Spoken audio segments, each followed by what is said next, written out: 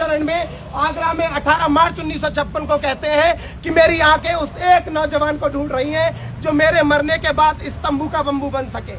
मैं first attempt NEET qualify हूं, MBBS की सीट को छोड़कर चीवर लिया। मेरी आई हिस्ट्री की प्रोफेसर है, पापा जीएसटी इंस्पेक्टर, घर में 4 क्लास 1 ऑफिसर है।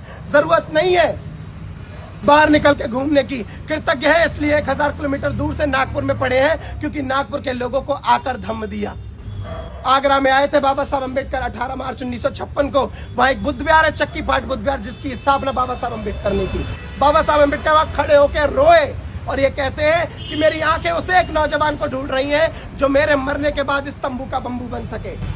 आज आंखें दूर दूर तक देख रही हैं, एक नौजवान खड़े होने को तैयार नहीं है। हम चाहते तो हैं कि अम्बेडकर बने, लेकिन अपने घर में पैदा नहीं होना चाहिए क्योंकि त्याग नहीं करने चाहते हम लोग, और जब तक कुछ त्यागोगे नहीं तब तक कुछ मिल नहीं सकता। अरे फूंक दो जवानियों को समाज के पीछे, निजी उद्देश्यों को त्यागो। जिस दिन समाज के लिए लड़ना शुरू कर दिया उस दिन समाज सर पे बिठा के रखता है, मेरा पर्सनल एक्सपीरियंस कहता है।